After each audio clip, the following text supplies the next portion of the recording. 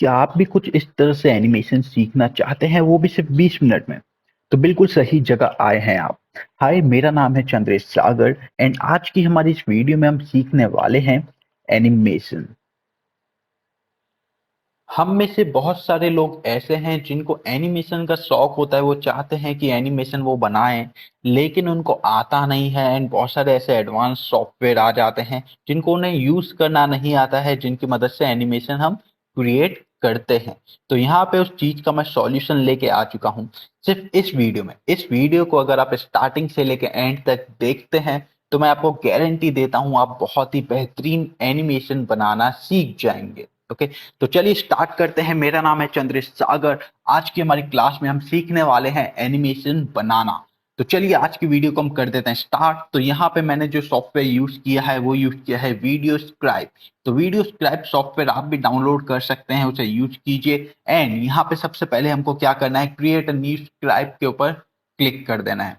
Create new scribe के ऊपर हम क्लिक करते हैं तो आप देख सकते हैं यहाँ पे मेरे पास एक व्हाइट स्क्रीन ओपन हो चुकी है। नीचे यहाँ पे मुझे एक और व्हाइट स्क्रीन मिल जाती है। यहाँ पे गैलरी का आइकॉन मिल जाता है, यहाँ पे टेक्स्ट का आइकॉन मिल जाता है, यहाँ पे चार्ट का आइकॉन देखने के लिए मिल जाता है। ओके, एंड यहाँ पे आप देख सकते हैं कुछ एरोस की है जिसकी मदद से मैं अपने इसको ऊपर नीचे कर सकता हूँ। सिंपली माउस से मैं ड्रैग करके भी इसे ऊपर नीचे कर सकता हूँ। उसके बाद यहाँ पे मुझे zoom in, zoom out and full screen जैसे ऑप्शन देखने के लिए मिल जाते हैं। तो यहाँ पे अभी हम बात कर रहे हैं इंटरफेस की, उसके बाद हम स्टार्ट करेंगे एनिमेशन। क्योंकि एनिमेशन को स्टार्ट करने से पहले सॉफ्टवेयर का इंटरफेस समझना बहुत ही ज्यादा जरूरी हो जाता है। तो तो यहाँ पे हमने मिडल एंड यहाँ पे हमारा जो बॉटम सेक्शन है उसको अच्छी तरह से हम समझ चुके हैं। एंड यहाँ पे आप ऊपर वाले सेक्शन के ऊपर आ जाते हैं तो यहाँ पे आपको सबसे पहला मिल जाता है सेव, देन मिल जाता है सेव एज। उसके बाद यहाँ पे हमें एक कट का ऑप्शन मिल जाता है, पेस्ट का ऑप्शन मिल जाता है एंड यहाँ पे एक और पेस्ट का ऑप्शन देखने के लिए मिल जाता है। उसके बाद इधर आप बात कर सकते हैं तो इधर आपको म्यूजिक का ऑप्शन देखने के लिए मिल जाता है कि आपने जो भी एनिमेशन किया उसके बैकग्राउंड में आपको कोई म्यूजिक लगाना हो तो आप डायरेक्टली यहाँ से भी लगा सकते हैं। अपना वॉइस ओवर करना है तो यहाँ से वॉइस ओवर भी आप कर सकते हैं। उसके बाद यहाँ पे आपको बैकग्राउंड का ऑप्शन भी देखने के लिए मिल जाता है। बैकग्राउंड का ऑप्शन फॉर एग्जांपल यहाँ पे व्हाइट है, इसको अगर मुझे बैकग्राउंड में कुछ और चाहिए तो फॉर एग्जांपल यहाँ पे बहुत सारे अलग अलग मुझे व्हाइट में शेड देखने के लिए मिल जाते हैं। व्हाइट कलर ही नहीं चाहिए मुझे, कोई और ही कलर चाहिए तो यहाँ पे मैं कलर भी अपना डिसाइड कर सकता हूँ। तब यहाँ पे जितने भी शेड आएंगे मुझे इस कलर में देखने के लिए मिल जाएंगे। अब मुझे सॉफ्ट में चाहिए, हार्ड में चाहिए, जिस तरह से मुझे चाहिए मैं वहां पे सिलेक्ट कर सकता हूँ। सिंपली ओके कर दूंगा। आप देख सकते हैं कि यहाँ पे किस तरह का शेड आ चुका है। ओके, तो यहाँ पे सिंपली मैं इसमें तो नो कर देता हूँ एंड यहाँ पे जो शेड है उसको थोड़ा सा इधर कर देते हैं। ओके, तो आप देख सकते हैं यहाँ पे अब मेरा बैकग्राउंड है वो चेंज हो चुका है। अब व्हाइट करना चाहे व्हाइट कर सकते हैं, कुछ ऐसा कलर डिसाइड करना चाहे ऐसा कर सकते हैं, कंप्लीट आपकी चॉइस हो जाती है। उसके बाद यहाँ पे आपको मिल जाता है स्क्राइब हैंड। तो स्क्राइब हैंड बाय डिफॉल्ट ये सेट किया हुआ है। अब इसका क्या मतलब होता है वो हम आगे इस वीडियो में डिस्कस करने वाले हैं। उसके बाद यहाँ पे हमें कुछ प्ले के बटन देखने के लिए मिल जाते हैं एंड यहाँ पे मुझे एक्सपोर्ट का बटन देखने के लिए मिल जाता है। उसके बाद यहाँ पे मुझे हेल्प सेक्शन देखने के लिए मिल जाता है। ठीक है, तो चलिए सबसे पहले हमारा जो बैकग्राउंड है उसे बाय डिफॉल्ट सेट कर देते हैं। जो हमारा था व्हाइट कलर का उसे हम व्हाइट ही रहने देते हैं, ये वाला व्हाइट। ओके, तो यहाँ पे व्हाइट कलर बैकग्राउंड मैंने सेट कर दिया। अब बात करते हैं एनिमेशन की। मुझे एक एनिमेशन क्रिएट करना है तो कैसे मैं एनिमेशन क्रिएट कर सकता हूँ।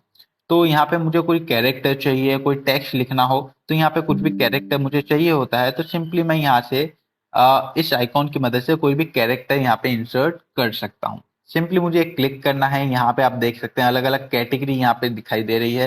तो यहाँ पे मुझे पीपल मेल के ऊपर मैं क्लिक करूंगा तो अलग अलग यहाँ पे एक्सप्रेशन वाले मुझे कैरेक्टर देखने के लिए मिल जाते हैं। तो फॉर एग्जाम्पल मैं यहाँ पे एक वॉकिंग कैरेक्टर यहाँ पे लगाना चाहता हूँ।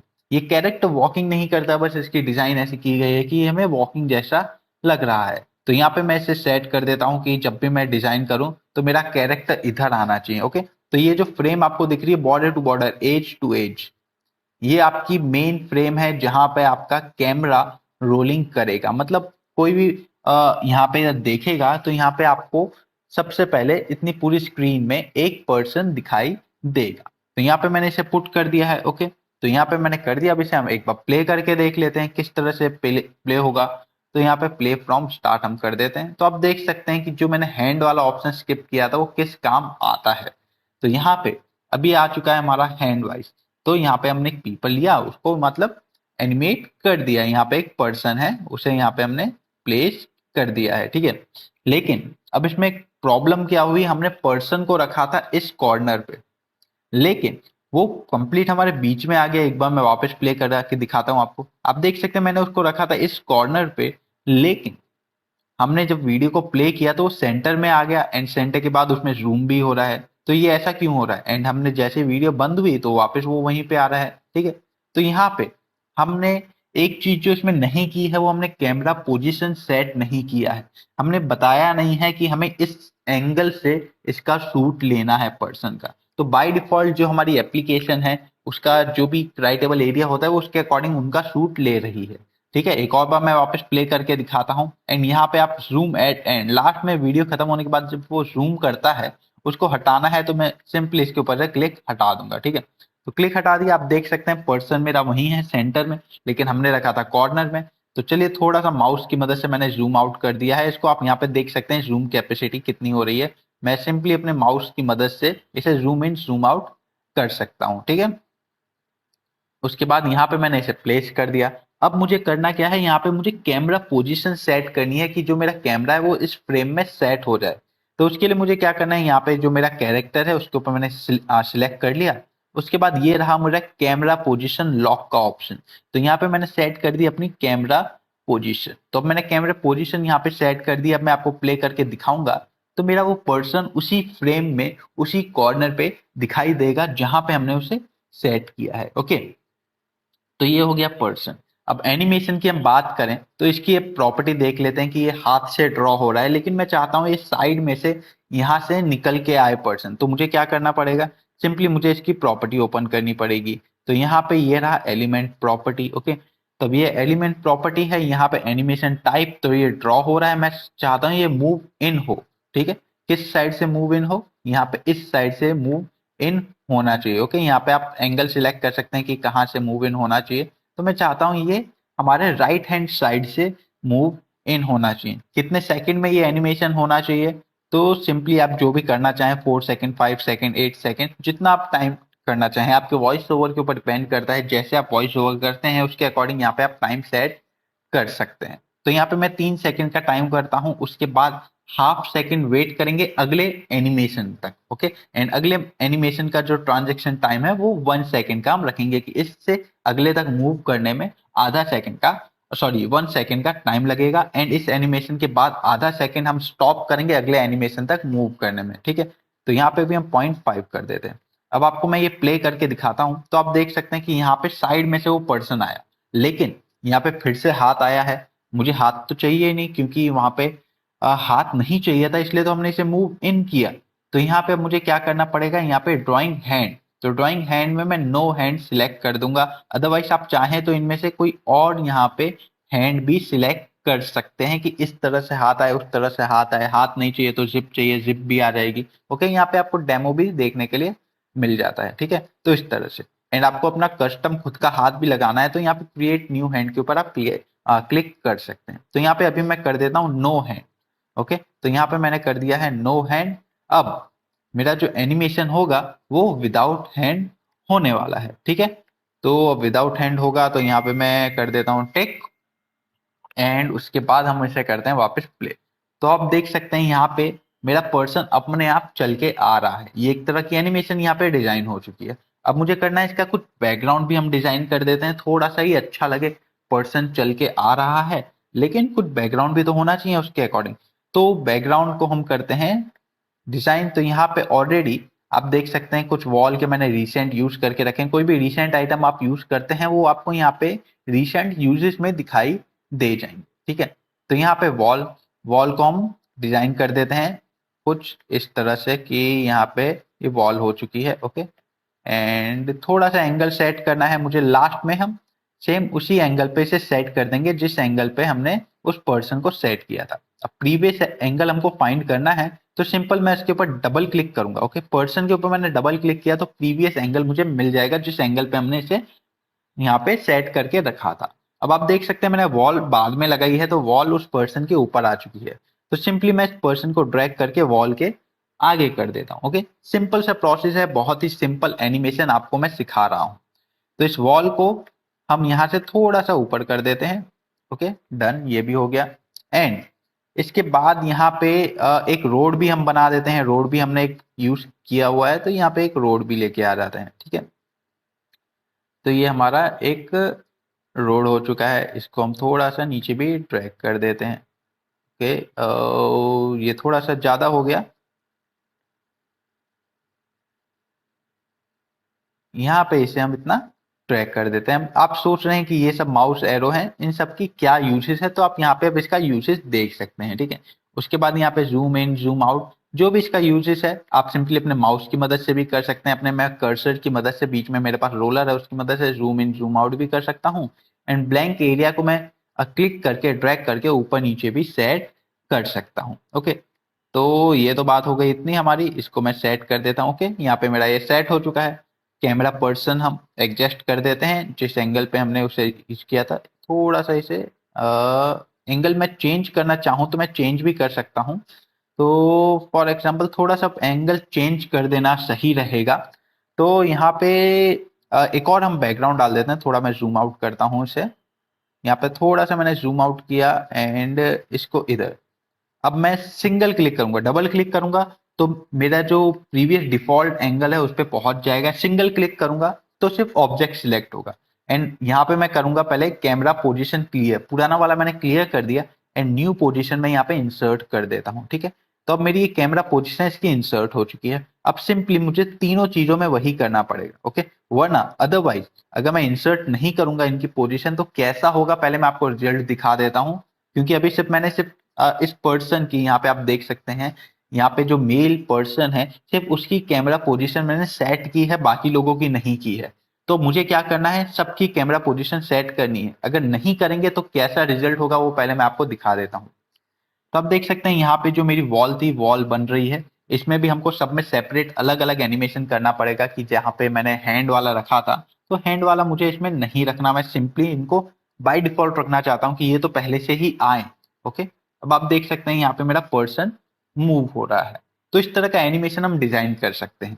ठीक है, अब इसके लिए मुझे क्या करना है, इसकी कैमरा पोजीशन मुझे यहाँ पे सेट करनी है। सबकी मैं कैमरा पोजीशन सेट कर देता हूँ। अब इन तीनों चीज की, तीनों एलिमेंट की हमने कैमरा पोजीशन सेट कर दी है। वापस से हम इसे प्ले करके देखते हैं। तो अब यहाँ पे आप देख सकते हैं एनिमेशन हमारा प्ले हो रहा है। अब इस एनिमेशन में कोई प्रॉब्लम नहीं है, बस एक छोटी मोटी प्रॉब्लम है। जो बेसिक एलिमेंट होता है हमारा एनिमेशन का, वो अभी आपको मैं बताता हूँ। तो यहाँ पे आप देख सकते हैं छोटा सा एनिमेशन, यहाँ पे ड्यूरेशन देख सकते हैं कितना टाइम ड्यूरेशन ये कंज्यूम कर रहा है। ये 9 सेकेंड 15 सेकेंड, टोटल यहाँ पे 19 सेकेंड हो जाता है। ठीक है, तो अब यहाँ पे स्टार्ट करते हैं इसका जो बेसिक फंडामेंटल है उसे थोड़ा सा सुधारने का। तो सबसे पहले हम कर देते हैं पर्सन यहाँ नहीं, यहाँ तक मूव होना चाहिए। ओके, इनकी कैमरा पोजीशन ऑलरेडी सेट है। अब ओनली मैं पर्सन को मूव करके देखता हूँ। तो यहाँ तक पर्सन मूव होना चाहिए। ओके, ये हो गया। उसके बाद अरे एक चीज और जो यहाँ पे मैं मेंशन करना आपको भूल गया, बताना भूल गया। जब आप इस बटन को प्ले करते हैं तो आपकी जो एनिमेशन वो प्लेइंग फ्रॉम स्टार्ट हो जाती है। एंड यहाँ पे जो साइड में जो बटन है उसको आप प्ले करते हैं तो आपने जिस चीज को सिलेक्ट करके रखा हो, जिस एलिमेंट को आपने सिलेक्ट करा हो वहां से आपकी एनिमेशन स्टार्ट होती है। ओके, तो फॉर एग्जाम्पल आपको किसी भी एक चीज की ही एनिमेशन चेक करनी है तो आप सिंपली उसके ऊपर क्लिक कर सकते हैं। उसके बाद उसे प्ले करेंगे तो सिर्फ उसी एलिमेंट की आप एनिमेशन चेक कर सकते हैं। उसके बाद सिंपली यहाँ पे स्टॉप कर दीजिए। ओके, तो इस तरह से भी आप वर्क कर सकते हैं। तो अब यहाँ पे जो वॉल है एंड जो हमारी रोड है वो बाय डिफॉल्ट होनी चाहिए, उसका कोई एनिमेशन नहीं होना चाहिए। तो उसके लिए सिंपली हमें क्या करना है, कुछ भी नहीं करना है। यहाँ पे बस इसका जो टाइम ड्यूरेशन है उसको 0 कर देना है। ओके, 0 कर दिया, इसको 0 कर दिया, ट्रांजैक्शन टाइम को भी 0 कर दिया, ओके कर दिया। ठीक है, सेम प्रोसेस हमें इसमें भी फॉलो करना है। 0 कर देते हैं इसको, इसको भी 0 कर देते हैं एंड इसको भी 0 कर देते हैं। अब मैं प्लेइंग फ्रॉम स्टार्ट करता हूं तो अब देख सकते हैं बाय डिफॉल्ट पहले से आ गई, इसका कोई अलग से टाइम कंज्यूम वहां पे नहीं हुआ है। तो इस तरह से हम अपना एनिमेशन क्रिएट कर सकते हैं। अब एक और चीज यहाँ पे जो मिसिंग है वो है यहाँ पे ऊपर क्लाउड एरिया, तो यहाँ पे क्लाउड एरिया तो होना ही चाहिए, वॉल है, रोड है, तो ऊपर बादल भी तो होने चाहिए। तो यहाँ पे हम बादल भी इंसर्ट कर सकते हैं। तो ये रहा हमारे क्लाउड।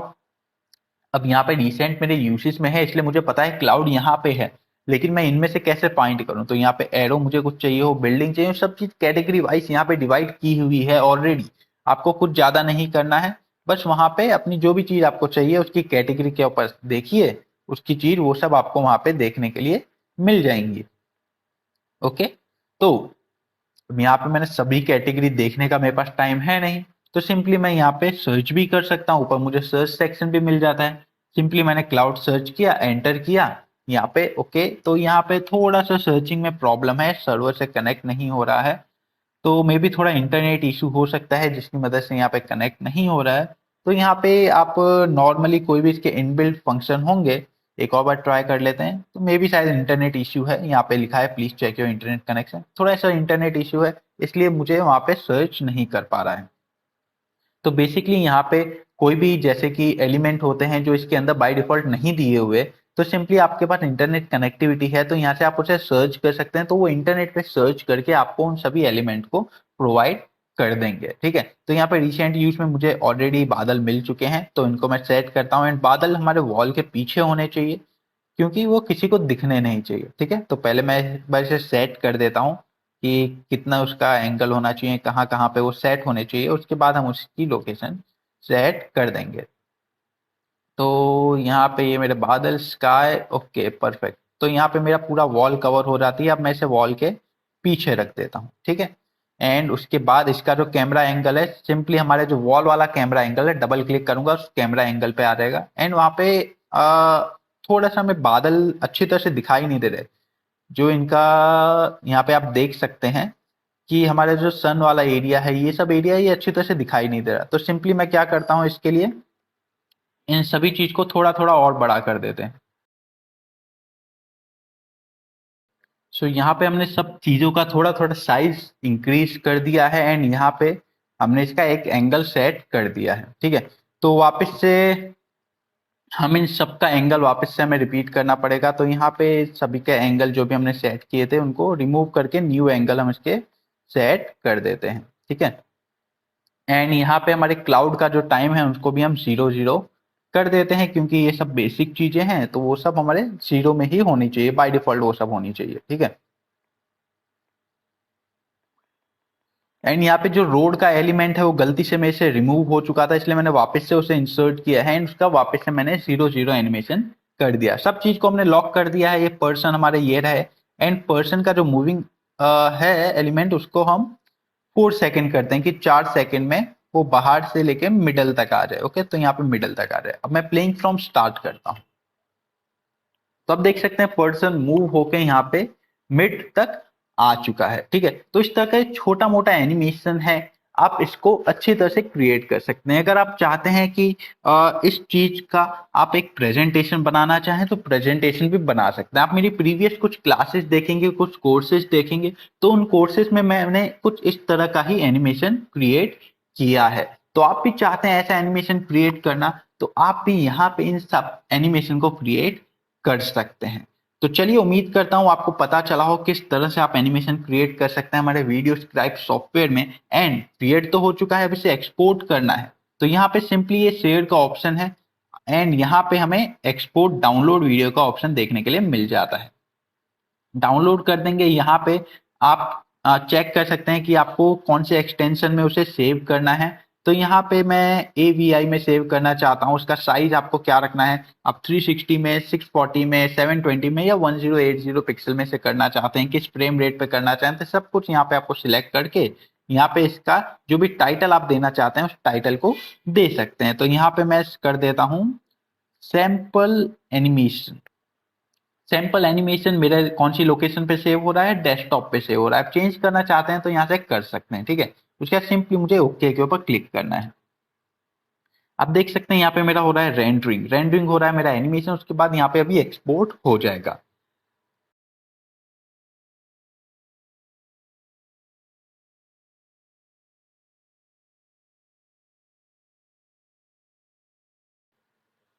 सो यहाँ पे आप देख सकते हैं कुछ इस टाइप का हमने एनिमेशन एक क्रिएट कर दिया है। तो आप भी अगर ऐसा एनिमेशन क्रिएट करना चाहते हैं तो आपको सिंपली एक सॉफ्टवेयर डाउनलोड करना है। अच्छी तरह से मैंने क्रिएट करना सिखा दिया है सब कुछ इस वीडियो में। सिंपली वो सॉफ्टवेयर डाउनलोड कीजिए एंड यहाँ पे शुरू हो जाइए अपना खुद का एनिमेशन क्रिएट करने में। उम्मीद करता हूँ आपको ये वीडियो हेल्पफुल लगी हो तो इस वीडियो को लाइक कर दीजिए, चैनल को सब्सक्राइब कर दीजिए एंड अपने दोस्तों के साथ शेयर कर दीजिए एंड उनको भी बताइए कि एनिमेशन आज के टाइम पे कितना ईजी हो चुका है।